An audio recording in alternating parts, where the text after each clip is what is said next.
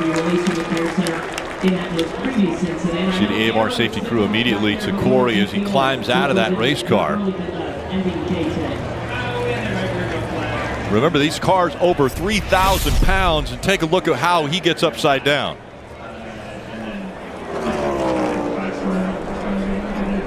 Just going by Noah, a little bit of contact on with the right front fender. Car turned sideways and just flipped in the air. That is, quite honestly, that's just not acceptable. There's no way that a car, when it turns like that, should get up in the air that easily. There has been millions of dollars and hours of time spent to prevent that from happening. That's going to catch everybody by surprise. And you see right there a slide that gives you a great view of the whole underbody we talk about, the underwing, everything that people talk about for damage. And then here it catches the grass and a couple pretty violent tumbles. I mean, you said it, Rick, 3,000 pounds. It looks like a Matchbox car just tumbling through the grass. Let's watch it again, Jeff. This he is has earlier. a big run. This was earlier. So this was, they were racing, this was the lap before. And, you know, obviously drivers upset at each other. But, you know, right here, I just feel like, yeah, he's just turning, right? And I can't tell from this shot if Noah comes down or not, but either way, this car to get in the air like that is shocking. And Steve, you've shown us over and over when those flaps open up, that's supposed to help keep these cars on the ground. We saw the flaps open up there, but that thing immediately got upside down.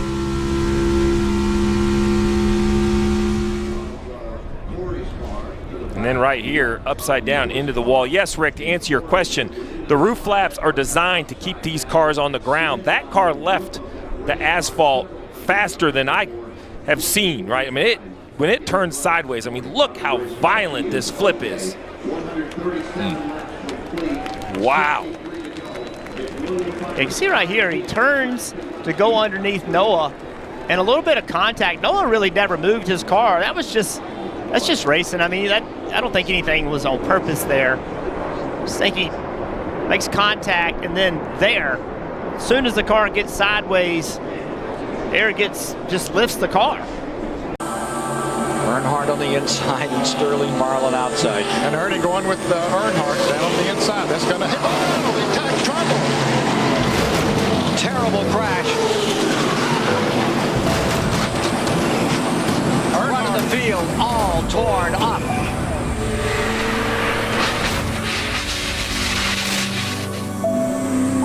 Earnhardt's number 3. Head on into the wall at 190 miles an hour. He almost got upside down. That car got very high off the ground. And they're going to cut him out of the car. And Earnhardt is on his feet. Dale Earnhardt attempting to walk to the ambulance. Never doubt that cliche about Dale Earnhardt. One tough customer gives the thumbs up as he walks away from one of the worst incidents in his racing career. Well, to Clint's point, Kyle Busch in the 18 car had that discussion a few moments ago with his team about when Denny Hamlin is pushing him through the corners, how much it changes the effects of that race car, whether it's loose or tight, depending on which side of the bumper Denny gets to. Told Denny to calm down just a little bit back there. Denny said he was just trying to learn for later. Whoa. Oh, no! Big crash on the back straightaway takes out William Byron, Kyle Busch, and Harrison Burton. Oh, crap. Somebody was upside down. Who it was. Lap 63. Caution number 3. I would say it's that 21 car, it looks like, by looking at the roof. Alex Bowman's in it. Somebody took a hard shot to the rear bumper that we saw on the onboard camera. Around it went. Ross Chastain involved. Now watch the 21 up high with Brad Keselowski behind. He's flanked off that right-hand side.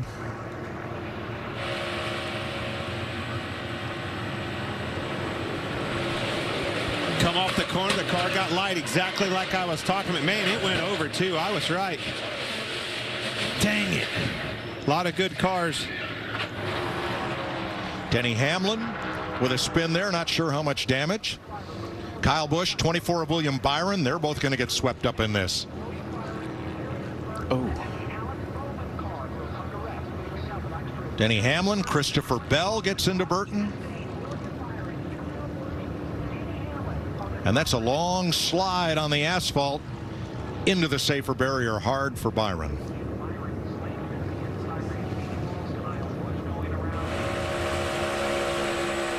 Half in front, tight out the back, tight in front all the way, wrecking here, wrecking. Oh, man. Keep rolling if you can, just lock it down, let them come under you. I don't think Denny's got, never mind. I almost said he didn't have much damage, but he definitely has a lot. I just feel like that's a pretty aggressive, pushing, obviously, on a rookie. Tony, you talked about it. Again, come off of that corner, got light, and that thing was long for the ride, but very aggressive pushing.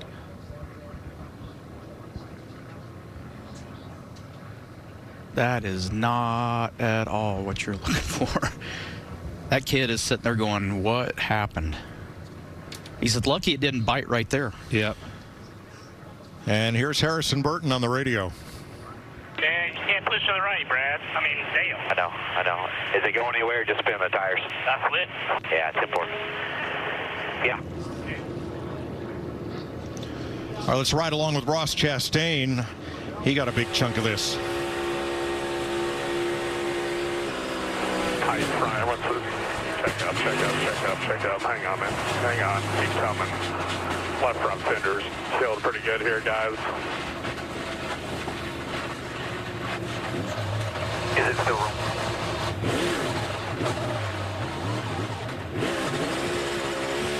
His spotter, Brandon McReynolds, saying the left front fender's killed. He's just trying to get it back on track, and it's not going there. There's the monster cam for Kurt Busch. You got to spin low. A couple of them spinning low. You got one. Wow. Whoa! Now that is parting the seas right there. They're flipping underneath of him, spinning on the outside. Woo-hoo-hoo! Up through it, Harry. That is exactly what that is. I want to see what his heart rate monitor looks like right through there. the roof. 8 cars involved as we're under caution at lap 64. Alex Bowman, tires flat, trying to get a push. They may need to pick him up. And Ross Chastain, who told me this morning he had a good car and he was really looking forward to this race. It's over all too soon for him. Hearing the frustration in Harrison Burton, that boy had a really fast car. A little too aggressive too early, in my opinion. So this will end stage 1. Boy, our thanks to Peter Larson and the folks at BSI for giving us such in-car views, amazing in-car views for every Daytona 500 since 1985. Harrison Burton goes for a flyer at Daytona.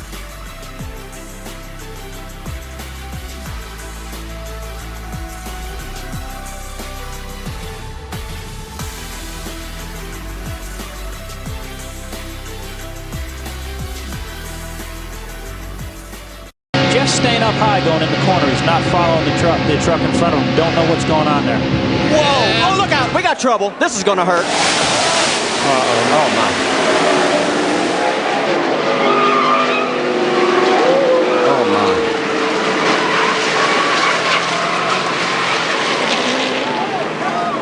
Yep. Keep your fingers crossed.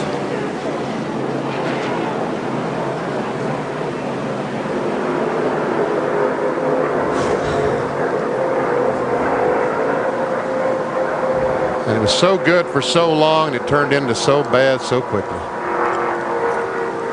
We'll be back to see what happened. And as I said, keep your fingers crossed, folks. We're at Daytona. Our Circuit City onboard camera rides with Bobby Labonte as he closes up on Dale Jarrett. Now there's Schrader, the yellow car to the inside. Boy, oh boy, I tell you what, this back straightaway, as they go down the back straightaway, they're heading that way. Here comes Gordon on the inside. Jeff Gordon in the slipstream of Sterling Marlin, and up the outside comes Dale Jarrett. Oh, they touched on the back straightaway. Marlin in the middle there, and here comes the 88 car, Dale Jarrett. And the 28 of Ricky Rudd comes low, trying to sniff a draft off of Gordon. Jarrett to the outside. All that skirmishing left a clear path for Jarrett on the outside. Oh, trouble. Rudd in the wall, hard. Schrader in the wall, hard. Jarrett the winner, Gordon second, and Rudd on his roof for the second time in the Bud shootout, reminiscent of 1984 when his car tumbled in the air. Ricky Rudd, Bobby Labonte wrecked on the final lap. Ken Schrader wrecked. Wow. That was some action. In his first ride for Robert Yates yesterday, Ricky Rudd claimed the outside pole for the Daytona 500. Today, he goes flying upside down. Movement in the car as the safety crews reach Ricky Rudd. That's good news. Remember in '84, he crashed in the Busch Clash much like this. Came back the next week to finish 7th in the Daytona 500, and the very next week won at Richmond. He is one tough customer. Yeah, and he just waved to the crowd there. I tell you, that was none of his doing there, that wreck. As it started out, he was just in the wrong place. You see him waving to the crowd, that means he's okay. But he has to go to the hospital. That's mandatory when you get upside down or have a wreck at Daytona. That's Rudd on the bottom in the black car. Bobby Labonte in the green car on the outside gets touched right there. You see him get crossed up and across into Rudd, turns him sideways. See Sterling Marlin, he makes evasive action there. He was also involved in that.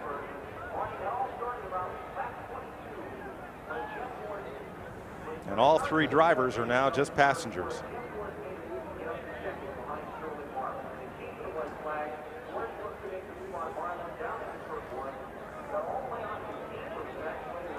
Here it is again. Looks like the 40 car got into the 18 maybe a little bit and shot him towards the wall. And the two drivers that got the worst of it, Ned, Rudd and Schrader, had no place to go. Weren't even part of the start of it. Yes. Now, you could see the car of Sterling Marlin moving up the racetrack. A lot of times you'll get an arrow push off that corner up there. I'm sure he didn't mean to touch Bobby Labonte, but when he touched him, that just started the whole series. And of course, Ricky, he was just along for the ride once he got touched. These Winston Cup cars have several hundred feet of steel tubing in them. Here's what Ricky Rudd saw.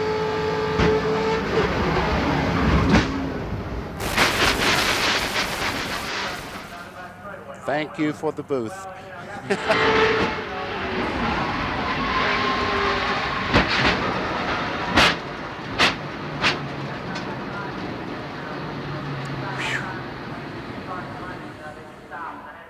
Tony Stewart.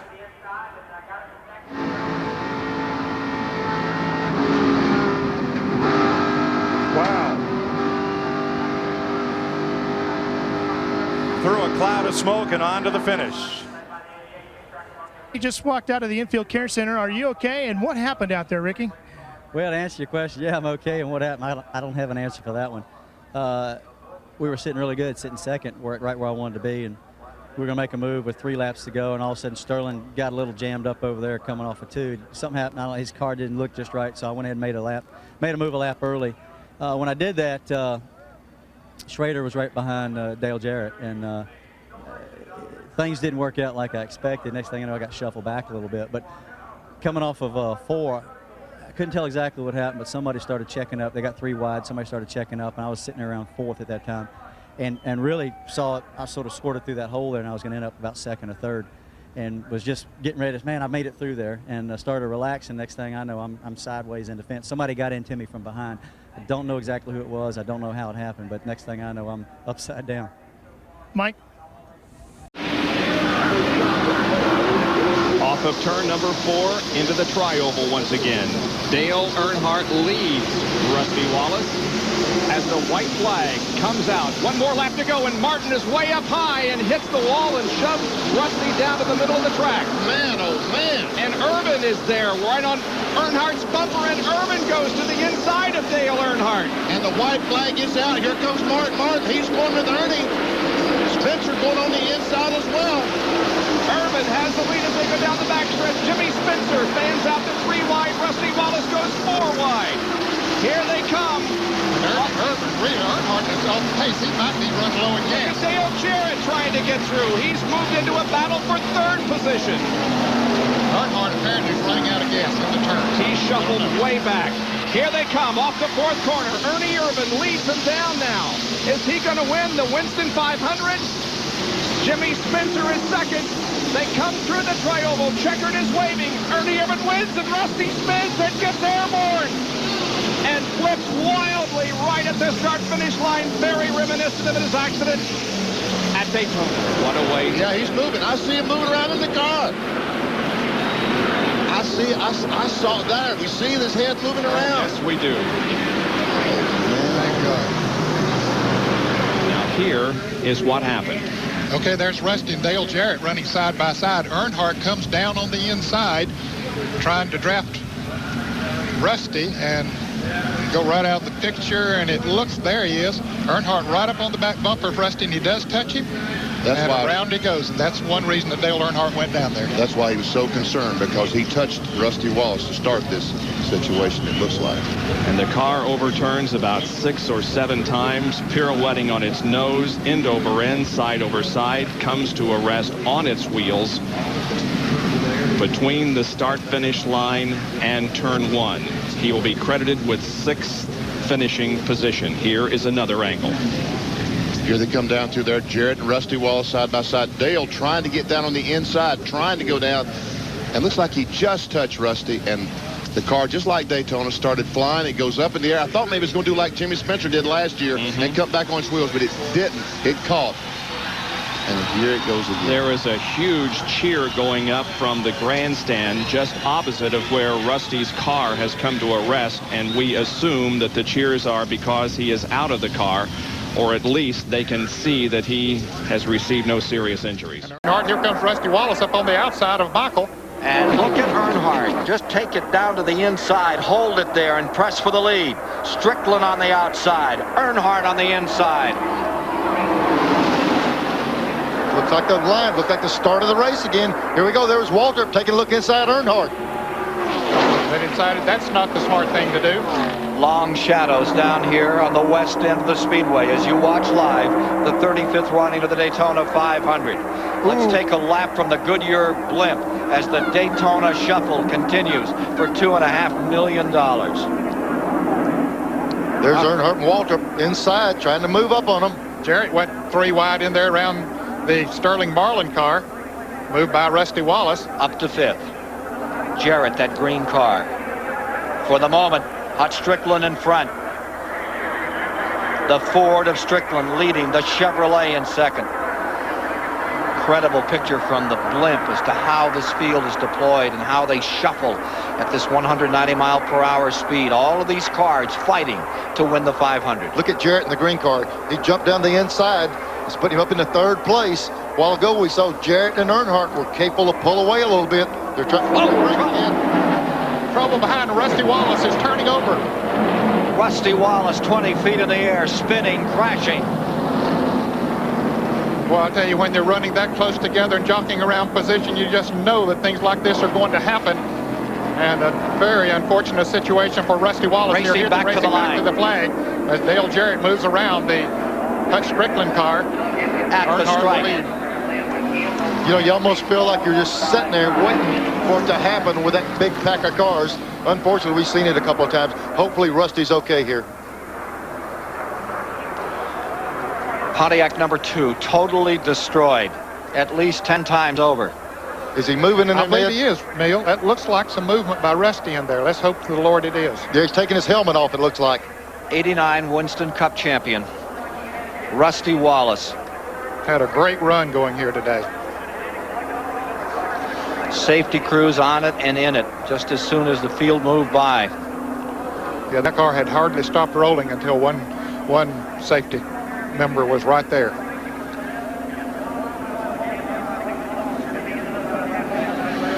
crew chief has called in and has said that Rusty Wallace says, I'm okay. Oh, that's great news. Thank goodness. I tell you, it attests to these cars. We say it over and over again, but when something, we see what happened with Davey in this. Here we go. Let's see what happened on this thing. There's Jarrett. He gets in the line. The 66 car right behind Waltrip. Looked like they tapped. They touched right there, the 66. And then Rusty, he gets clipped right there, turns sideways, and we know what happened after that. The air gets out of the car. Yeah, it looked like the 66 and the 30. Look at Rusty's car, how high in the air. Real violent flips right here. Boy. Wow, similar to Darrell Waltrip here in the 400 miler in July a couple of years ago. There it is again. Another angle. Looks like Derek Cope was involved. Yeah, he clipped the 30 car of Michael Waltrip. They got together. And as you watch that, it reminds me a bit of the late Connie Saylor, who passed away just a week ago. Remember when he sailed down the backstretch, Ned? What a great racer he was, and died of cancer this past week. But he had an incident similar, except he went the whole backstretch upside down. Connie greatly missed here. Let's see, there's the 30 car.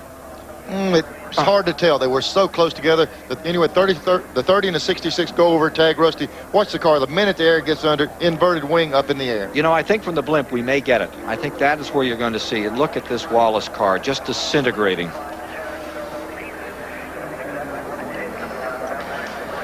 As it settled, he said, I'm okay. And the roll cage held up in that car. Yeah, he got tagged. You can see it from the blimp.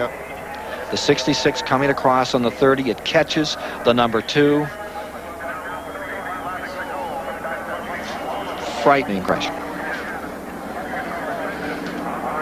Yeah, and they said the minute the car stopped, Rusty hollered, I'm okay. So he knew he needed to call those guys. He's walked to the ambulance. We're in Jeff Bodine's car now as he goes through there. He said, I got by that one, accepting that a big piece of debris off of Wallace's car hit him right in the top of the windshield. Looked like the front windshield out of Rusty's car went right over Bodine. Turns them to junk in a hurry. That's and again, remarkably, they walk away.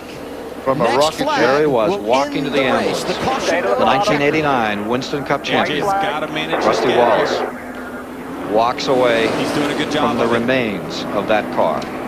Unbelievable. Back in a moment. Yeah, he's got to get to the top. The top's going to have the biggest energy here. 21's going to come with a huge shove. They are 2 and 3 wide behind him. Crossover. Here he That's comes. Austin Hill in the 21. Big crash. Up and over. Caution is out. That's Myatt Snyder.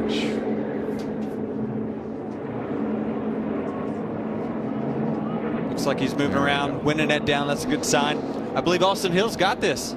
And the leader, Austin Hill.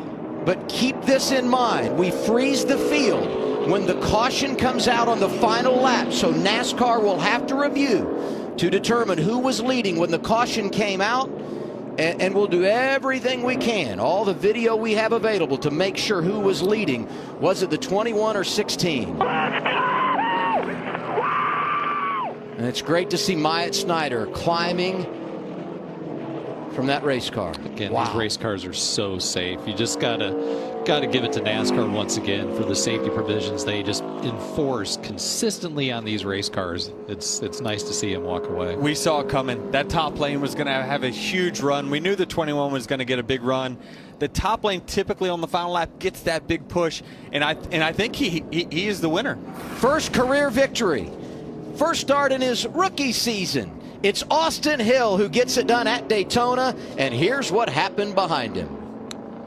That's just a bad scenario. Once you get turned around backwards, if he doesn't get hit in the front end, it probably doesn't get airborne, but it's just you got that other car wedging underneath the front to get the lift there. But it's great to see, like Chad talked about, the safety innovations of these cars.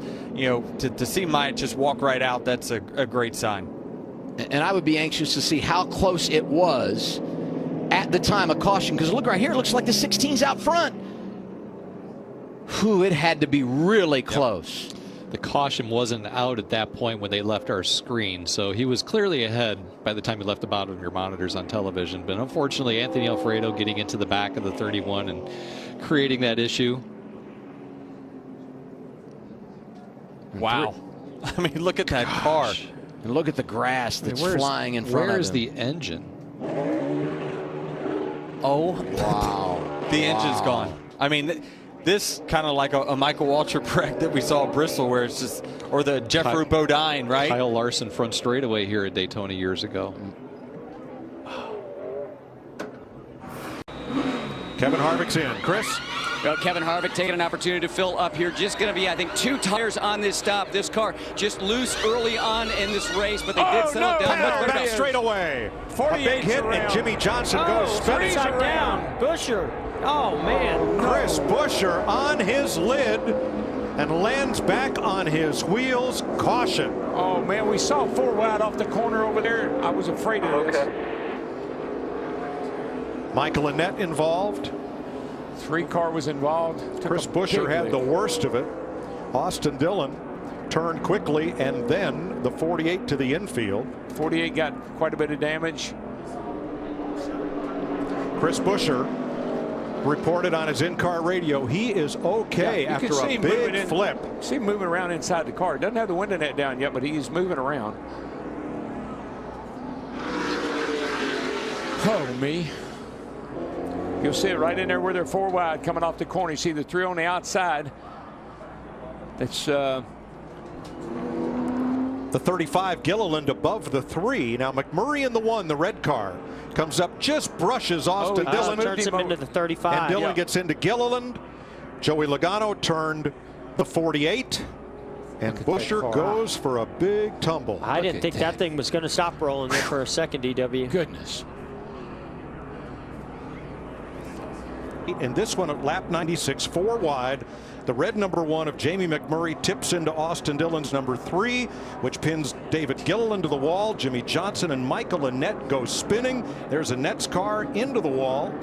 And Chris Buescher flips down the back straightaway. That 46 hard into that safer barrier, driver's side.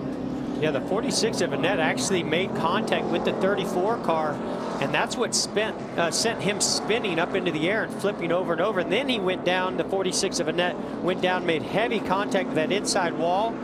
Even though there's a safer barrier, when you hit with the left side driver's side like that, still a big, big impact. It's a sting. Chris Buescher is okay. He walked from the car, took the mandatory ride to the care center. Here are the cars involved.